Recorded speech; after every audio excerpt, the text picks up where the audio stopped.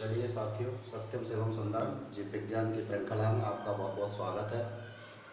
तो आज हम बात करते हैं एक ऐसे टॉपिक की जो अत्यधिक ही महत्वपूर्ण है। बोर्ड परीक्षाओं से लेकर के हर प्रतियोगी परीक्षा में यहाँ से बहुत सारे सवाल देखने को समय समय पर मिलते हैं। तो उम्मीद करता हूँ कि इस वीडियो का आप पूरा लाभ लेंगे। वीडियो को पूरा देखिए, लाइक शेयर करिए और साथियों तक पहुँचाइए। तो बात करते हैं हम आज गुणसूत्रों की, क्रोमोसोम्स की। गुणसूत्र वास्तव में हैं क्या आखिर? तो जो केंद्रक के अंदर हमने क्रोमेटिन धागा पीछे केंद्रक में समझा था, तो वास्तव में वो डीएनए होता है और उसके अंदर कुछ संरचनाएं छुपी होती हैं जिनको हम गुणसूत्र कहते हैं। लेकिन ये संरचनाएं सेल डिवीजन के समय केंद्रक में हमें धागे के रूप में नजर आती हैं। तो गुणसूत्र क्या है कि कोशिका विभाजन के समय केंद्रक में धागेनुमा संरचनाएं पाई जाती हैं, उन्हीं को हम गुणसूत्र कहते हैं। तो चलिए शुरू करते हैं। गुणसूत्र क्या है, इसकी परिभाषा को देख लें। कोशिका विभाजन के समय, कोशिका विभाजन के समय केंद्रक में धागेनुमा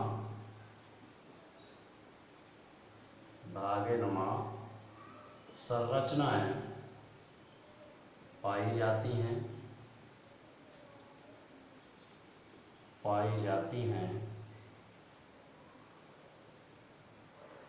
जिन्हें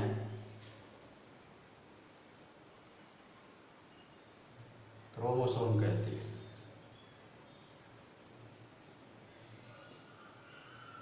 गुणसूत्र कहते हैं। कौन कौन से सवाल बनने की संभावना रहती है, तो पहले पॉइंट में देखेंगे इनकी डिस्कवरी से संबंधित। सर्वप्रथम स्ट्रासबर्गर नाम के एक वैज्ञानिक हैं, उन्होंने 1875 में गुणसूत्रों को खोजा था। तो सर्वप्रथम स्ट्रासबर्गर 1875 ने इनकी खोज की थी। इसके बाद में इन्हें बाल्डेयर ने 1888 में सबसे पहले क्रोमोसोम इनके लिए शब्द का यूज किया था। तो वो देख लेंगे। बाल्डेयर ने 1888 में इन्हें क्रोमोसोम नाम दिया।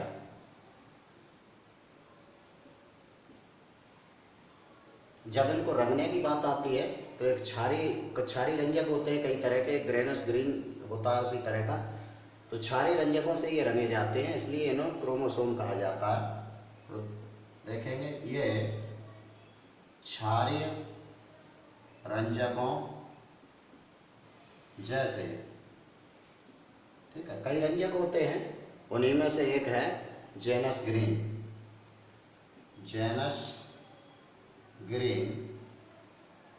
द्वारा रंगे जाते हैं और इसीलिए इन्हें क्रोमोसोम कहते हैं। द्वारा रंगे जाते हैं, इसीलिए इन्हें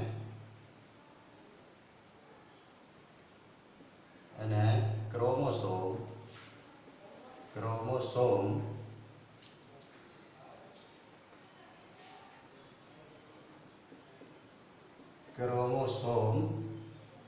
कहते हैं। क्षारीय डाई होती है, उनसे इन्हें रखा जाता है, इसलिए क्रोमोसोम कहलाते हैं। आगे देखते हैं। 1902 में दो वैज्ञानिक आते हैं, एक सटन और एक बॉबेरी। तो 1902 में सटन एवं बॉबेरी ने, तो इन्होंने ये बताया था कि ये आनुवंशिक लक्षणों को एक पीढ़ी से दूसरी पीढ़ी में ले जाते हैं। सटन बॉबेरी ने बताया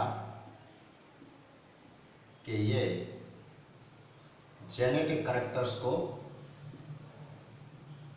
आनुवंशिक लक्षणों को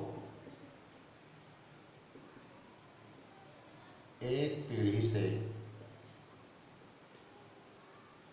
दूसरी पीढ़ी में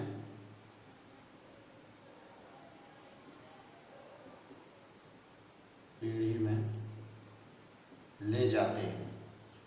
जैसा कि हम सभी जानते हैं कि गुणसूत्रों के अंदर जो है जीन पाया जाता है और जीन का ही काम होता है आनुवंशिक लक्षणों को एक पीढ़ी से दूसरी पीढ़ी में पहुंचाना। तो ये मुख्य काम है गुणसूत्रों का। ये बात सटन बोवेरी ने बताई थी पहली बार। क्रोमोसोम का अध्ययन कब किया जाता है सेल डिवीजन में, किस स्टेज में करते हैं, तो उसको देखिएगा। क्रोमोसोम की संख्या का अध्ययन, स्टडी ऑफ नंबर, अध्ययन एक स्टेज आती है सेल डिवीजन में, मेटाफेज जानी मानी। तो मेटाफेज अवस्था में किया जाता है।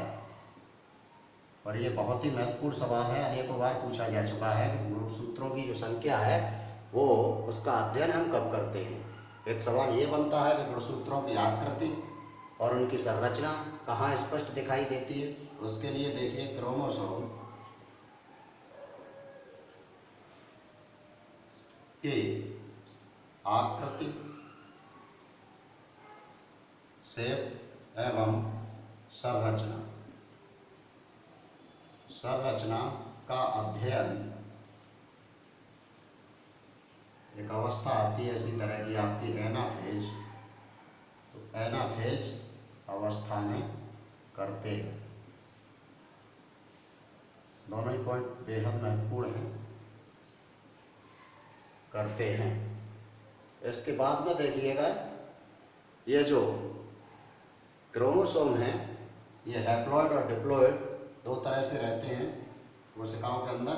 तो जो हैप्लॉइड होते हैं, हैप्लॉइड सेल को जीनोम कहा जाता है। जो गुणसूत्र हैं इनके हैप्लॉइड सेट को हम जीनोम कहते हैं। कायिक कोशिकाओं में गुणसूत्रों की संख्या हमेशा डिप्लॉइड होती है और जनन कोशिका जो गैमेट होता है उसमें ये हैप्लॉइड होती है। इस पॉइंट को भी हम नोट कर लेंगे।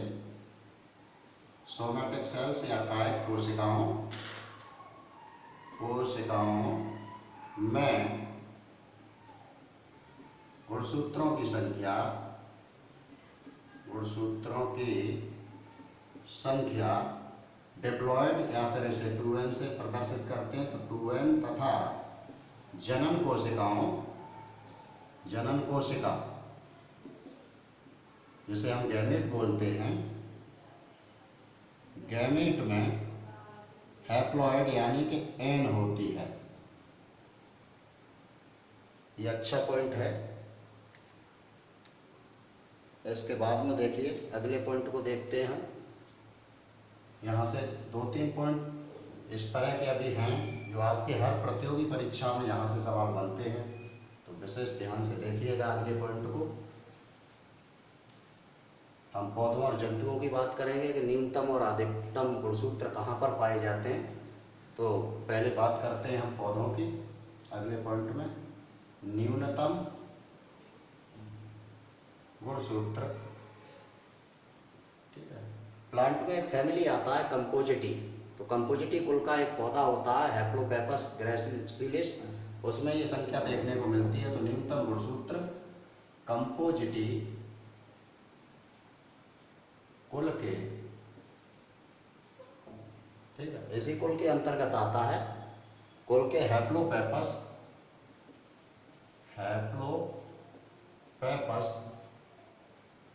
ग्रैसिलिस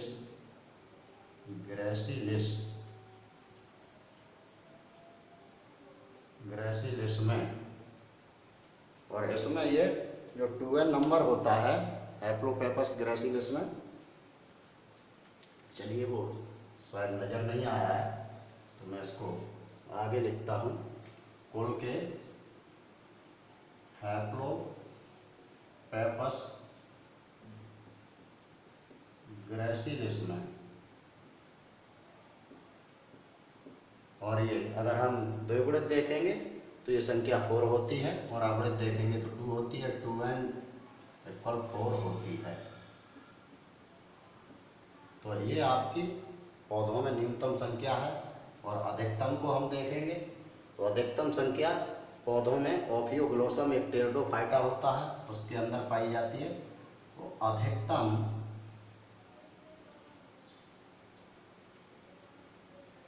गुणसूत्र किसमें? पौधों में। चलिए आगे ठीक है। ओफियोग्लोसम, और ये टेरिडोफाइटा है। टेरिडोफाइटा में ठीक, इसमें सबसे ज़्यादा गुणसूत्र होते हैं पौधों की दुनिया में। ये 2n = 1200 होती है। हैप्लॉइड देखेंगे तो आधी हो गई, 600 हो गई। ठीक है। इसके बाद हम जंतुओं में भी देख लेते हैं न्यूनतम अधिकतम। तो जंतुओं में न्यूनतम गुणसूत्र, ठीक है, यानी जंतुओं में सबसे कम गुणसूत्र जो है एस्केरिस की एक प्रजाति होती है, एस्केरिस मेगालोसिफेला। तो उसमें पाई जाती है एस्केरिस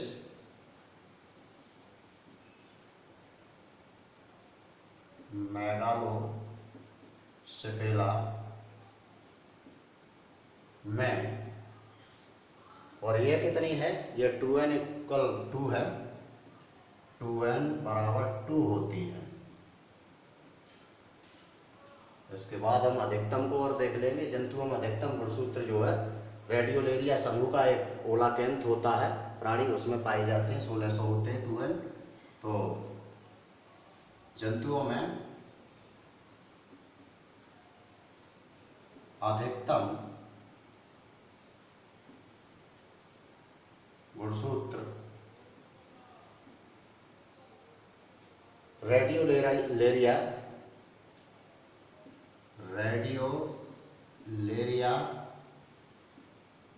समूह के एक प्राणी है जिसका नाम है ओलाकेंथा। ओलाकेंथा में 2n = 1600 ठीक होती है।